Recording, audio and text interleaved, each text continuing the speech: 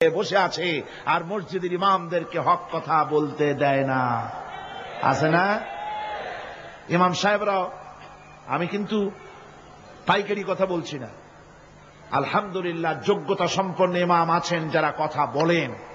আবার কিছু লোক আছে যারা ভয় পান, আমি তাদের উদ্দেশ্যে বলছি, কোরআনে কারীম বলছে রিজকের মালিক হচ্ছেন আল্লাহ সুবহানাহু ওয়া তাআলা। তোমার রিজকের পরোয়াটা কিসের? ইন্নাল্লাহা হুয়ার রাজ্জাকু যুল কুওয়াতিল মাতিন। রিজকের মালিক তো আল্লাহ পাক, তার হাতেই সমস্ত রিজক। রিজক কার হাতে? বাংলাদেশ পৃথিবীর দ্বিতীয় বৃহত্তম মুসলিম দেশ। এই দেশে বসে মসজিদে কথা বলতে ভয় পায় মুসলমানেরা, মসজিদে বসে কথা বলতে ভয় পায়। কিন্তু ভারতের দিকে তাকান, ভারতের দিল্লির জুমা মসজিদের ইমাম আব্দুল্লাহ বুখারী, লোকটার জন্য দোয়া এসেই যায় দিল থেকে। যখন কলকাতার হাইকোর্টে কোরআনে কারীমকে ব্যান করে দেওয়ার জন্য মামলা দায়ের করা হলো, দিল্লির জুমা মসজিদের ইমাম বক্তৃতা করলেন। সেই বক্তৃতার ক্যাসেট আমার কাছে পৌঁছানো হয়েছিল। আমি বক্তৃতা যখন শুনছিলাম আমার মনে হচ্ছিল যেন তার মুখ থেকে আগুন বর্ষণ হচ্ছে। তিনি বলতেছিলেন যে এই ভারতকে আমরা সাজাইছি, এ ভারতকে আমরা পাতা পল্লব দিয়ে, শাখা প্রশাখা দিয়ে, ফুল দিয়ে, ফল দিয়ে গোটা ভারত 850 বছর বসে আমরা সাজিয়েছি।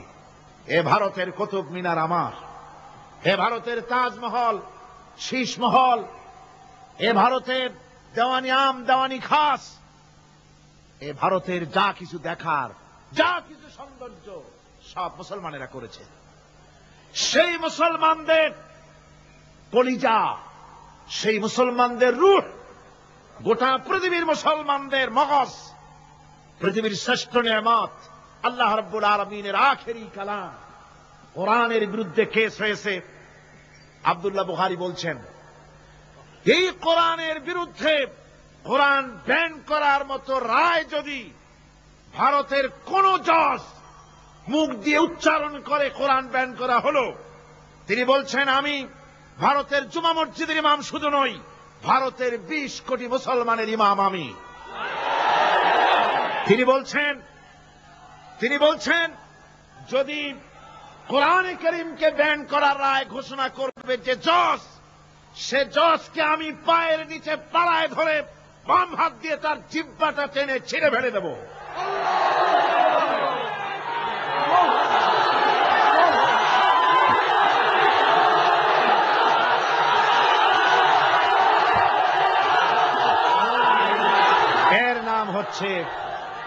এর নাম ইমান।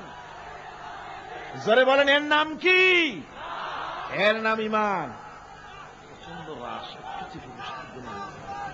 ইমান আনার পর প্রথম যে কোয়ালিটিটা হবে, সেই কোয়ালিটি হচ্ছে পার্সোনালিটি, আত্মসম্ভ্রম, আত্মমর্যাদা। দুনিয়ায় কারোর সামনে মাথা সে নত করবে না, মাথা নত করবে কেবলমাত্র আল্লাহর কাছে। সে বিশ্বাস করবে খাইরিহি ওয়া শাররিহি মিনাল্লাহি তাআলা, ভালো মন্দ সব কার কাছ থেকে হয়? আল্লাহর কাছ থেকে হয়। সে কিছুতেই বিশ্বাস করবে না যে কোনো মাজারের কাছে গেলে, কবরের কাছে গেলে আমার তকদির পাল্টে যাবে, কোন মোমেন তা বিশ্বাস করবে না। কথা বুঝতে পেরেছেন? ভালো করার মন্দ করার সত্তা মালিক আল্লাহ সুবহানাহু ওয়া তাআলা। এরপরে 2 নম্বরের যে কোয়ালিটি সৃষ্টি হবে মুমিনের মধ্যে ঈমান আনার পর, সে গুণটা হচ্ছে সে বিনয়ী হবে। বিনয়, বিনম্রতা তার এক বৈশিষ্ট্য হবে। বিনয় এবং বিনম্রতার বৈশিষ্ট্য হবে।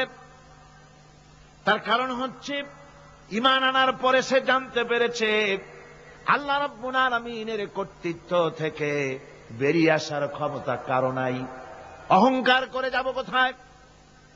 আস্ফালন করে যাব কোথায়? আল্লাহর রাজত্বের বাইরে, আল্লাহর ক্ষমতার বাইরে যাওয়ার ক্ষমতা তো কারোই নাই। সুতরাং অহংকার তার মধ্যে জায়গা পাবে না। আল্লাহ পাক দুনিয়ার সমস্ত মানুষের জিনকে পরিষ্কার করে বলেছেন, ইয়া মাশারাল জিন্নি ওয়াল ইনস ইন ইসতাতা'তুম আন তানফুযু মিন আকতারিস সামাওয়াতি ওয়াল আরদ فانفذوا لا تنفذون إلا بسلطان। হে পৃথিবীর মানুষেরা আর জেনেরা, যদি সম্ভব হয় আমার আকাশের নিচের থেকে জমিনের উপর থেকে বেরিয়ে যা, লা তানফুযু, বেরিয়ে যেতে পারবে না।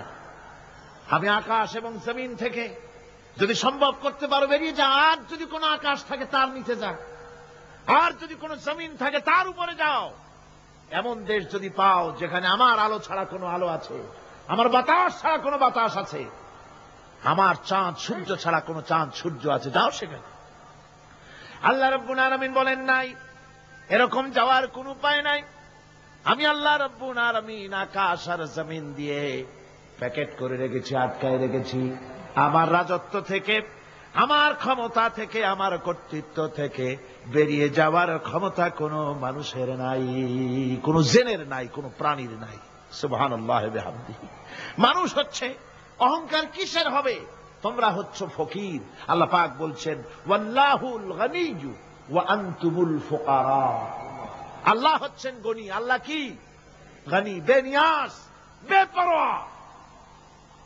ফাআলুল লিমা ইউরিদ, যা খুশি তাই করো, কারো মুখাপেক্ষী তিনি নন। কোরআনে কারিমে রব্বুল আলামিন বলেছেন, নবী আপনি আমার ব্যাপারে, আমার গুণাবলীর ব্যাপারে বলুন। কুল হুয়াল্লাহু আহাদ, পড়েন সবাই। কুল হুয়াল্লাহু আহাদ আল্লাহুস সামাদ লাম ইয়ালিদ ওয়া লাম ইউলাদ ওয়া লাম ইয়াকুল লাহু কুফুয়ান আহাদ। আল্লাহ পাক বলেন, বান্দারে ও আমার নবী আপনি বলুন, আল্লাহ পাক এক এবং একক, তিনি নিরঙ্কুশ, তিনি বেনিয়াস, তিনি কারো মুখাপেক্ষী নন, তিনি কাউকে জন্ম দেন নাই, তাকেও কেউ জন্ম দেয়নি। আকাশ এবং জমিনে আল্লাহর সমকক্ষ কেউ নাই। তোমরা হচ্ছ ফকির আর আমি আল্লাহ হচ্ছে বেনিয়াস। লিল্লাহি মা ফিস সামাওয়াতি ওয়া মা ফিল আরদ, আকাশে যা আছে জমিনে যা আছে সব আল্লাহ। সব কার? আল্লাহ পাকের। সুতরাং কিসের অহংকার, কিসের মাতবাড়ি? মানুষ পেছনের কথা ভুলে যায়, মোটেই চিন্তা করে না। একটু আগে যারা ক্ষমতায় ছিল আজকে তারা ক্ষমতা হারা, আজকে যারা ক্ষমতায় এলো তারা আবার ক্ষমতা মসনদে বসে দুনিয়ার সব বিপদ আপদ ভুলে যায়। আল্লাহ রাব্বুল আলামিন বলেন,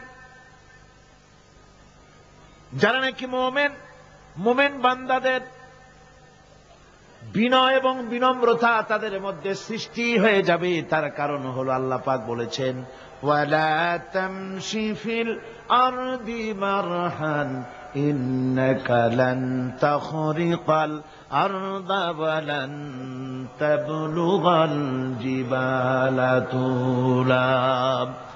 ওয়ালা তামশি ফিল আরদি মারহান, আমার জমিনের উপরে অহংকার করে পা ফেলো না।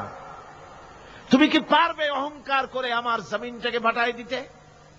কি বলেন, পারা যাবে? অহংকার করে জমিনের উপরে লাথি মারেন জোরে, জমিন ফাটবে? ফাটবে না, আপনার পা ছিঁড়ে যাবে। আপনি কি পারবেন অহংকার করে পাহাড়ের উচ্চতা লাফ দিয়ে ছাড়াই যেতে পারবেন? তাও পারবেন না। সুতরাং আল্লাহ পাকের উপরে ঈমান আনলে পরে তাদের মাথা এভাবে নত হয়ে যায়, অহংকার তাদের মধ্যে জায়গা পায় না। অহংকার কিসের?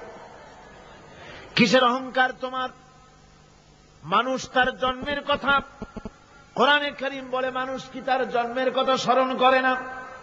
তোমার তো এমন অবস্থা ছিল, দুনিয়ায় উল্লেখযোগ্য বিষয়বস্তু হিসাবে তুমি পরিগণিত ছিলে না।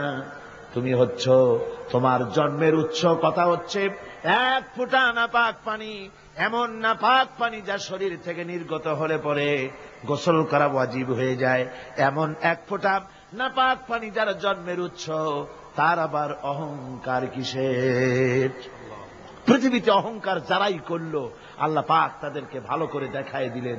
নমরুদকে দেখায়ছেন, ফেরাউনকে দেখায়ছেন, যুগের ছোট ছোট নমরুদ ফেরাউন যেখানে যেখানে খুদে খুদে ফেরাউন হয়েছে, আল্লাহ সকল